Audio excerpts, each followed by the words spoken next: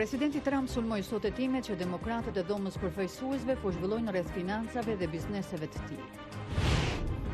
Thellohet kriza politike në Virginia pas akuzave të forta ndaj 3 udhëheqësve të këtij shteti.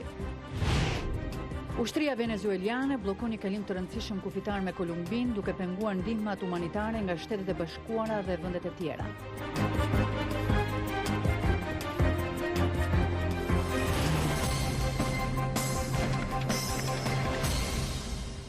Mirëmbrëma dhe mirë se vini në programin e Zërit Amerikës Ditari, unë jam Menada Zaimi. Në këtë emision do të flasim rreth procesit bisedimeve ndërmjet Kosovës dhe Serbisë për arritjen e një marrëveshje normalizimi që mbetet i pezulluar për shkak të refuzimit të Serbisë që të vazhdojë pa heqjen e tarifave të vendosura nga qeveria e Kosovës. Do të kemi edhe një intervistë me deputetin e Lidhjes Demokratike të Kosovës, zotin Arben Gashi. Qëndroni me ne.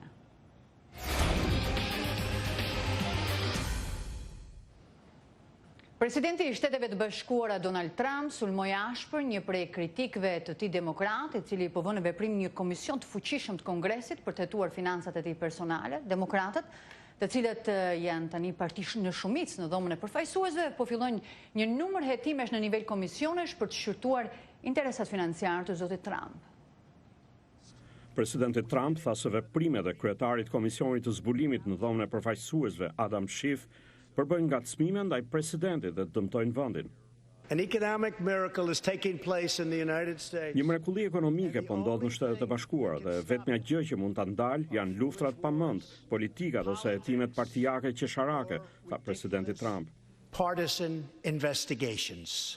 Ndërkohë një komision i dhomës përfaqësuesve mbante enter një dëgjes mbi çështjen e taksave të presidentëve, një hap i parë i një procesi që mund ta bëjë komisionin e drejtuar nga demokratët të hetojë taksat e presidentit Donald Trump. Muajin e kaluar, demokratët u shndruan në parti shumicë në dhomën e përfaqësuesve dhe po fillojnë një numër hetimesh në nivel komisionesh për të shqyrtuar interesat financiare të zotit Trump, si dhe për të parë nëse ato mund të motivojnë vendime të caktuara politike të tij.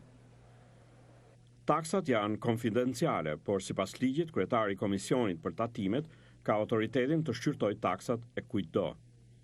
Zoti Schiff tha se komisioni do të vazhdojë të shqyrtojë veprimet e Rusisë gjatë zgjedhjeve presidenciale të 2016-s, si dhe kontaktet midis ekipit të fushatës Trump dhe Moskës. Por tani do të hetojë gjithashtu nëse ndonjë aktor i huaj është përpjekur të kompromentojë ose të ketë ndikim financiar mbi zotin Donald Trump, familjen, biznesin ose bashkëpunëtorët e tij. Komisioni i zotit Schiff votoi gjithashtu të mërkurën për t'i dërguar prokurorit posaçëm Robert Mueller më shumë se 50 intervista të zbardhura të komisionit lidhur me hetimin për Rusinë. Kriza politike në shtetin juglindor të Virginias po thellohet me akuza shpërthyese kundër 2 udhëheqësve të tjerë të lartë të shtetit, ndërsa karriera e guvernatorit të Ralph Northam ndodhet në rrezik lidhur me një fotografi raciste. Prokurori i përgjithshëm Mark Herring kërkoi falje pasi pranoi të mërkurën se kishte lyer fytyrën me krem pudër ngjyrë kafe për të imituar një repist afrikano-amerikan kur ishte student në moshën 19 vjeçare. Ai tha se diskutimet në ditët në vazhdim do ta bëjnë të qartë nëse duhet t'i jap dorëheqjen. Dilema e tij është disi ironike pasi ai bëri thirrje për dorëheqje në guvernatorët Northam pasi doli faqja e librit të tij të kujtimeve nga Universiteti e vitit 1984, ku shiheshin 2 djem, njëri me fytyrë të lyer me bojë të zezë të fortë, tjetri me kostum të Ku Klux Klanit. Guvernatori demokrat fillimisht tha se ishte njëri nga personat, por një ditë më pas e mohoi një gjë të tillë. Nuk i ndryshoj dot vendimet e kaluara, as nuk mund të zhboj dëmin që sjellja ime shkaktoi atëherë dhe që shkakton sot. Por unë e pranoj përgjegjësinë për veprimet e mia të kaluara dhe jam i gatshëm të bëj të gjitha përpjekjet për të rifituar besimin tuaj. Por ai pranoi se kishte lyer fytyrën me bojë të errët këpucësh për të imituar këngëtarin Michael Jackson. Ndërkohë zëvendës guvernatori Virginias Justin Fairfax po përballet me akuza për sulm seksual. Zoti Fairfax nuk mohon që ka pasur një marrëdhënie me gruan që e ka akuzuar para se të martohej, por thotë se nuk e ka sulmuar. Nëse të 3 zyrtarët detyrohen të japin dorëheqjen, kreu republikan i dhomës së delegatëve të Virginias do të bëjë guvernator, duke marrë udhëheqjen e shtetit nga demokratët.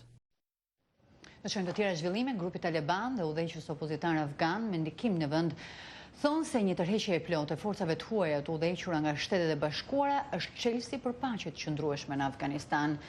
Dy delegacionet e bën deklaratën dje në përfundim të një takimi të rrallë ditor mbi paqen të zhvilluar në Moskë. Në një deklaratë që pasoi takimin, u vënë dukje se pjesëmarrësit rënë dakord gjithashtu të mbështesin bisedimet e drejtë për drejta mes Shteteve të Bashkuara dhe grupit Taliban për gjetjen e një zgjidhje të negociuar për luftën në Afganistan që ka hyrë në vitin e 18 të saj. Presidenti afgan, Ashraf Ghani, e kritikoi takimin e zhvilluar në Moskë, duke cilësuar si një përpjekje të kundërshtarëve të tij politik për të minuar administratën e tij të zgjedhur sipas kushtetutës.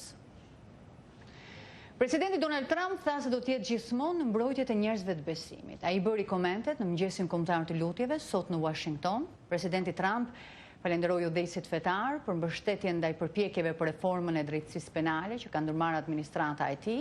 Ai tha se në drejtimin e tij administrata lufton për të mbrojtur liritë fetare. Presidenti tha gjithashtu se besimi është një element qendror për familjen dhe lirinë amerikane. Ne, tha ai, duhet të ndërtojmë një kulturë që mishëron dinjitetin dhe pacënueshmërinë e jetës pafajshme njerëzore. Të gjithë fëmijët, të lindur e të palindur, janë pasqyrimi i imazhit të shenjtë të Zotit, tha presidenti Trump.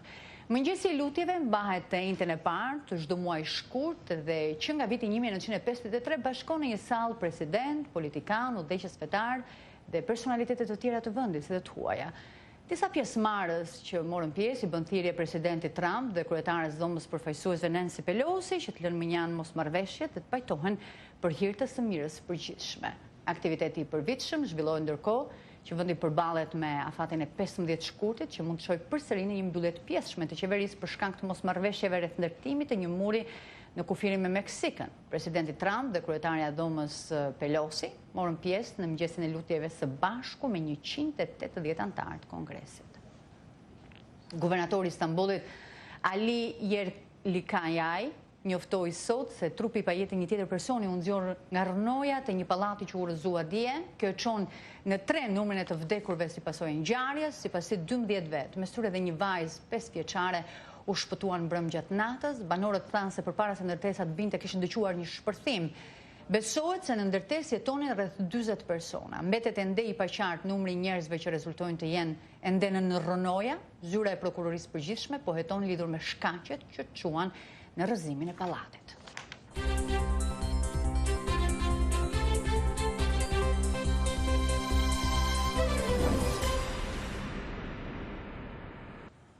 Procesi i bisedimeve ndërmjet Kosovës dhe Serbisë për arritjen e një marrëveshje normalizimi mbetet i pezulluar për shkak të refuzimit të Serbisë që të vazhdojë ato pa heqjen e tarifave të vendosura nga qeveria e Kosovës, megjithëse thirrjet e ndërkombëtarëve ndaj autoriteteve të Kosovës që të pezullohen tarifat për t'u hapur rruga vazhdimit të këtyre bisedimeve, nuk ka një pajtim në Prishtinë rreth kësaj çështje. Mollësisht, njofton korrespondenti ynë, Leonat Sheu. Refreni i vazhdueshëm diplomatik rreth Kosovës e Serbisë tash një kohë të gjatë është rifillimi i shpejtë i bisedimeve për arritjen e një marrëveshje normalizimi të marrëdhënieve ndërmjet tyre. Kundërvallë këtyre thirrjeve, të dyja palët kanë ngecur në vend. Beogradi po kurzon vazhdimin e tyre me heqjen e tarifës së vendosur në nëntor të vitit të kaluar nga qeveria e Kosovës ndaj madrave nga Serbia. Kërkesën e njëjtë ritheksoi në një bisedë telefonike me shefën e politikës së jashtme të Bashkimit Evropian Federica Mogherini, presidenti i Serbisë Aleksandar Vučić. Zonja Mogherini citohet të ketë thënë gjatë bisedës se një marrëveshje gjithëpërfshirëse, ligjërisht e detyrueshme për normalizimin e gjitha çështjeve të hapura, është urgjente dhe thelbësore për Kosovën dhe Serbinë, për përparimin drejt Bashkimit Evropian, qëndrueshmërinë dhe paqen në rajon. Tarifat duhet të largohet, bisedimet duhet të vazhdojnë, ka thënë ajo. Por qeveria e Kosovës vazhdon të ngulkëm në mbajtjen e tarifave edhe pas kërkesave të shumta të zyrtarëve më të lartë të Shteteve të Bashkuara të Amerikës që të pezullohen ato dhe t'i hapet mundësi vazhdimit të bisedimeve. Tarifat ndaj Serbisë kanë ngjallur mospajtime dhe brenda koalicionit qeverisës dhe udhëheqësve të institucioneve. Kryeministri i Kosovës Ramush Haradinaj ngulkëm që tarifat të mbeten deri në një marrëveshje përfundimtare me Serbinë, ndërsa presidenti Hashim Thaçi kërkon që të dëgjohen aleatët që kërkojnë heqjen e saj. Kryetari i Parlamentit Kadri Veseli ka propozuar një pezullim 120 ditësh të saj. Tash për tash nuk ka ndonjë shenjë se kur mund të vazhdojnë bisedimet për shkak të tensioneve ndërmjet të dyja palëve, por edhe zhvillimeve në Kosovë rreth rrugdaljes nga situata krijuar për shkak të dallimeve ndërmjet udhëheqësve të institucioneve. Për Zërin e Amerikës, Leonat Sheu, Prishtinë. Për të biseduar rreth ndasive të klasës politike në Kosovë lidhur me tarifat e vendosura ndaj madrave që vijnë nga Serbia dhe Bosnia Hercegovina, shqetësimit ndërkombëtar mbi këtë çështje Sikurse idenë e presidentit Kosovës për korrigjim të kufirit me Serbinë, kemi të ftuar në studio deputetin e Lidhjes Demokratike të Kosovës, zotin Arben Gashi, një parti kjo në opozit. Zoti Gashi ndodhet në Shtetet e Bashkuara të Amerikës me rastin e ceremonisë përvitshme, mëngjesit të lutjeve që zhvillohet në Washington, që mbledh së bashku dhe që zbotror politik dhe fetar, personalitetet jetës sociale, të fushës biznesit për nderuar besimin dhe miqësinë. Përshëndetje zoti Gashi dhe mirë se erdhët në studion tonë. Zoti Gashi, aktualisht Kosova po përballet me mjaft trysni ndërkombëtare për të pezulluar tarifat lidhur me Serbinë, ka ndasi të forta edhe brenda klasës politike në Kosovë. Cili është mendimi i Lidhjes Demokratike të Kosovës? Ju keni thënë, ose më sakt, kryetari i partisë tuaj ka thënë se tarifat ishin justifikimi për dështimin e qeverisë, por nuk e keni thënë shprehimisht nëse duhen pezulluar apo nuk duhen pezulluar ato. Qëndrimi i Lidhjes Demokratike të Kosovës dhe i shumicës njerëzve cilët mendojnë dhe veprojnë politikisht në Kosovë është se taksa vendosur ndaj Serbisë është një masë administrative e cila ka pas për qëllim edukimin në shtetit serb lidhur me raportet dhe veprimet që i bën ndaj shtetit Kosovës. Dhe me qenë se kemi hyrë në një fazë kritike ku partnerët tanë ndërkombëtar kërkojnë që kjo taks të pezullohet ose të hiqet tëra derisa jemi në një proces bisedimesh dhe negocimesh me Republikën e Serbisë, kemi krijuar një situatë të tensionuar sepse kemi sjellje të kryeministrit dhe të anëtarëve të qeverisë, e cila është një sjellje individualiste, protagonizmit politik për konsum brendshëm politik, e cila ka shku përtej një limiti caktuar dhe po dëmton raportet e Kosovës me bashkësinë ndërkombëtare dhe sidomos me Shtetet e Bashkuara të Amerikës. Prandaj ne si parti kemi menduar dhe vepru po ashtu se kryeministri po sillet si protagonist për të fituar pojena politike dhe për të mbuluar problemet e brendshme politike në Kosovë dhe jo si udhëheq i cili duhet të marrë përgjegjësinë në arenën ndërkombëtare. Pra duhet pezulluar. Dhe si pezullohet nëse? Po, është vendim qeveritar i cili duhet merret, pra qeveria e Kosovës ka vendosur institucioni i cili ka vendosur këtë taks është qeveria e Kosovës dhe është i njëjti institucioni i cili duhet ta pezullojë përkohësisht për t'i dhënë mundësi bashkësitë ndërkombëtare që të merr veprime të cilat janë në favor të interesave të Kosovës dhe për të relaksuar raportet e institucioneve të Kosovës me Bashkimin Evropian dhe me Shtetet e Bashkuara të Amerikës. Pra, edhe kryetari i LDK-s zoti Mustafa, por edhe ne si deputet dhe përfaqësues LDK-s kemi kërkuar që të ruhen raportet e rëndësishme të miqësisë me Shtetet e Bashkuara të Amerikës dhe me partnerët tjerë ndërkombëtar, dhe kjo taks të konsiderohet si një instrument i cili mbron interesat e Kosovës dhe si e tillë përderisa kemi hyrë në fazën ku po rrezikojnë interesat e Kosovës, si e tillë duhet të pezullohet përderisa të krijohet prapë një momentum ku me koordinim bashkëtim ndërkombëtar mund ta rikthejmë. Zoti Gashi, ju me të drejtë thoni që ky është një vendim që i takon qeverisë së Kosovës, ajo e vendosi, ajo duhet ta pezullojë. Fakti është që qeveria e Kosovës ose më saktë kryeministri, sepse këtu qeveria është ndarë lidhur me qasjen ndaj taksës, thotë që nuk ka ndërmend të shkojë te ky vendim. Çfarë mund ta zgjidhte këtë situatë? Zgjedhjet e parakohshme, riformatimi i qeverisë, çfarë mendon LDK-ja? Zgjedhjet e parakohshme janë jo për taksën, janë për si një mundësi për dalë nga kriza politike në përgjithësi. Pra ne jemi në një krizë politike, kemi një qeveri jo përfaqësuese dhe kemi qeveri të pakicës, sepse në koalicionin qeveris tashmë kemi rreth 50 deputet për krahas për këtë koalicion dhe normalisht për një qeverisje minimale për krahas do duhet të ishin 61 deputet për krahas dhe kjo është problem i rëndësishëm i cili është vrejt vitin e fundit në Kuvendin e Kosovës, sepse shumica vendimeve të cilat është dashur me marrë nuk kanë kalu, përveç kur ka pas një vullnet për partive të opozitës për të përkrahur çështje që janë me interes strategjik për vendin. Dhe në këto rrethana mendoj se taksa nuk është elementi kryesor që çon vendin zgjedhje. Po ky është një nga elementët, sepse është çështje e debatit të sotëm, është çështje që po bllokon një proces të rëndësishëm, sikurse janë negociatat me Serbinë. Po dëmton interesat e Kosovës me Bashkinë Ndërkombëtare dhe me Shtetet e Bashkuara të Amerikës. Dhe Kosova duhet sillet përgjithshëm këto raporte sepse ne jemi në vend i vogël dhe nuk kemi luksin që të prishim raportet me partnerët tanë strategjik. Pra, fakti që ne e pezullojmë taksën nuk do të thotë që ne nështrohemi ndaj veprimeve të Serbisë, por kemi një marrëveshje, krijojmë një raport reciprok me Bashkinë Ndërkombëtare për të ecë në një drejtim të veprimeve paqësore në rajon dhe për të kriju mundësinë që të kemi bisedime për këtë çështje dhe për të lënë taksin si një instrument të rezervë kurdo që është e nevojshme të reaktivizohet. Zoti Gashi, çfarë mendoni rreth propozimit, ides, le të themi, që vjen nga presidenti i Kosovës lidhur me korrigjimin e kufive? Ai e ka përdorur së fundmi dhe një frazë tjetër, atë të korrigjimit të lehtë të kufive. A i gjeni transparent ju këtë proces? Ka probleme shumë të mëdha sepse është shumë e paqartë çka nënkuptohet me korrigjim dhe çka nënkuptohet me korrigjim të lehtë. Dhe në fakt çka është kufini me Serbinë. Pra nëse ne referohemi standardit i cili është vendosur për të përcaktuar kufirin me Malin e Zi dhe kufirin me Maqedoninë më herët, tash duhet kemi parasysh se njëjti standard duhet përdoret edhe për përcaktimin e kufirit me Serbinë.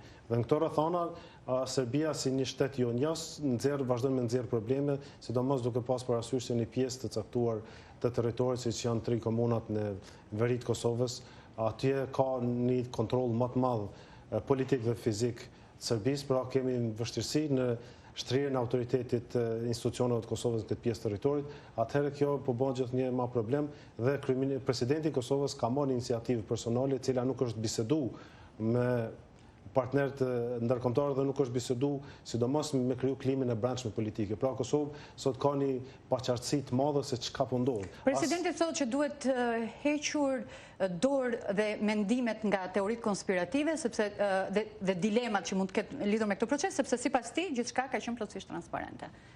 Po ato është një deklaratë për konsum politik, por në fakt kjo temë nuk është biseduar me asnjërin prej kryetarëve të partive të rëndësishme në Kosovë. Pra asnjëri prej kryetarëve të partive, cilët kanë një klub politik, le të themi, kanë parti politike, kanë deputet në parlament, nuk e din se çka po ndodh. Dhe nëse kryetari i LDK-s, kryetari i AK-s që është një partner qeverisë me partinë e presidentit aktual, nuk ka ide se çka po ndodh, çka nënkupton korrigjimi apo korrigjimi i lehtë, atëherë kush mundet me pas idenë se çka po ndodh. Pra në këtë rrethana është jashtëzakonisht e rrezikshme që presidenti të merr veprime të njëanshme dhe të mos jetë i koordinuar me skenën politike vendit. Ju patët megjithatë një ftesë për të marrë pjesë që në dhjetor në grupin negociator e refuzuat. Pse? Sepse ka dy teori në këtë punë. Problemi i parë është se ne vlerësojmë se bisedimet duhet i bëjnë institucionet. Pra, kryeministri i Serbisë me kryeministrin e Kosovës, presidenti i Serbisë me presidentin e Kosovës dhe jo të krijohen trupa jo formale, të cilat janë institucionet e Serbisë flasin me përfaqësues të shqiptarëve të Kosovës, sepse ne kemi institucione, kemi shtetin e Kosovës dhe shteti i Kosovës merr përgjegjësi me krye detyrat e veta, të cilat parashihen me kushtetutë. Dhe jo të krijohen trupa jashtë strukturave kushtetuese të Kosovës, sepse kjo e minimizon rolin e institucioneve të Kosovës dhe minimizon karakterin kushtetues dhe shtetëror të Kosovës. Pra ne kërkojmë barabarësi në përfaqësim dhe barabarësi në negociim, bisedime me Serbinë, dy shtete që kanë probleme, ne e dimë që kemi probleme me Serbinë, dy përfaqësues të shteteve bisedojnë dhe merren vesh ose nuk merren vesh për çështje të caktuara.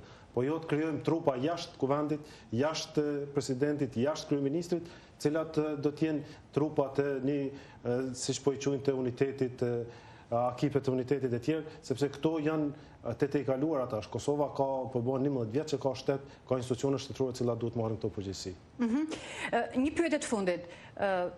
Kosova është përpara zgjedhjeve të parakohshme apo riformatimit të qeverisë? Cili ishte mendimi juaj? Të dyjat janë opsione. Lidhja Demokratike e Kosovës i ka ofruar dy asaj opsione, sepse nëse vërtet vlerëson gjithë skena politike në Kosovë që duhet të kryhet me urgjencë çështja e raporteve me Serbinë, atëherë ne jemi për një qeveri gjithëpërfshirëse ku përfshihemi gjithë, i zgjidhim këto probleme dhe shkojmë në zgjedhje.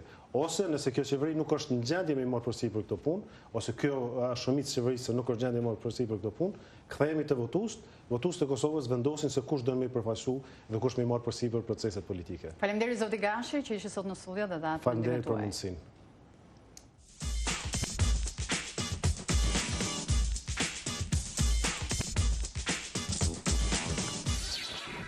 Në Shqipëri numri i personave me aftësi të kufizuara vazhdon të rritet dhe bashkë me të edhe problemet me të cilat përballet kjo kategori çdo ditë, duke nisur nga zbatimi i ligjit deri tek nevoja për një shërbim shëndetësor më cilësor. Më shumë si sjell korrespondenti ynë Plum Sula. Iriu Semir Biqiri është një nga më shumë se 500 paratetraplegjikët e Shkodrës, që në fëmininë e tij ai ecën mbi një karroc me rrota, por vullneti për t'u integruar në jetën e përditshme e ka shtyrë të kërkojë punë. Prej 2 muaj që ai punon në qendrën e pranimit të Spitalit Rajonal të Shkodrës, ku ndihmon të sëmurët dhe familjarët e tyre. Ai thotë se kjo bën atë të ndjehet më mirë. Një shavedin do bishëm për këtë pjesë punët që bëj, sepse unë këtë pjesë punët unë mund ta bëj krejt mirë. Edhe bëna kërkesën, moralizu, mundohem mi respektu njerëzit, ma spilon me prit, mundohem mi zgjidh punë me sa ka mundësion. Kjo më intereson më që njerëzit me të kënaqen. Megjithatë, Sajmiri thosë se si në sektorin shtetëror ashtu dhe në atë privat janë të pakta rastet e punësimit të personave me aftësi të kufizuar. Rreth 3 vite më parë, Sajmiri krijoi shoqatën e paratetraplegjikëve të Shkodrës, ku siç thot ai, janë andarësuar rreth 120 persona. Duke qenë njëri prej tyre, ai thosë se kjo shtresë e shoqërisë vazhdon të përballet me probleme dhe vështirësi. Nga që e vuj vetë këtë problem, edhe kam qef që mi lan një kredi pasyrë tjetër kësaj shtresë në Shkodër, sepse është shumë mrapa metën këtë vend ku jetojmë na. Kjo shtresë ka shumë nevoja. Atë ja fillon te pjesa janë barrikadat e përditshme që hasim, te pjesa sinjalistikave, nuk respektohen parkinget, nuk ka venda pastafat për ta, nuk ka asgjë për ta. Për këtë stres, vetë thjesht i bëjmë tana në forcat tona. Kena një ambient që aty mundona me bëj çdo gjë, një ambient vogël, që aty mundona bë aktivitete, mundona sa do pak në ekskursion. Këtë gjëna sa mas me met, i thuhet. Gjina Ndoj është një tjetër person me aftësi të kufizuara. Edhe ajo drejton një shoqatë të paratetraplegjikëve, për të cilët thotë se ndeshin çdo ditë me mosbatimin sa duhet të ligjit për personat me aftësi të kufizuara, si dhe vështirësi në lëvizjen e tyre në rrugë. Ligji është që personat me aftësi të kufizuar hypin në autobus me ligjin, pra që mos të paguajnë, që nga data 15 janar e në vazhdim, çdo person me aftësi të kufizuar pagu lekon, sepse kontributi i bashkisë nuk derdhet tek pronari i autobusave. Si Sajmiri, ashtu dhe Gjina apelojnë për një vëmendje më të madhe ndaj personave me aftësi të kufizuar, si nga struktura shtetërore ashtu dhe komuniteti. Si shteti, si bashkia, si tonë duhet mi hanë syt pak stres, sepse i kanë lënë shumë masdoret, që thuhet. Nuk i bën gojnë mend për këtë stres. Si që kanë bërë thirrje që të jepet e drejta e persona me aftësi të kufizuar ligjin atij që i takon, jo ata që nuk e takojnë. Vështirësitë për lëvizje në rrugë, trajtimi i nevojshëm shëndetësor, si dhe vëmendja pakët për punësimin e personave që i përkasin kësaj strese në nevojë, janë disa nga problemet me të cilat ata vazhdojnë të përballen në jetën e tyre të përditshme. Për Zërin e Amerikës, nga Shkodra, Pullumsulo.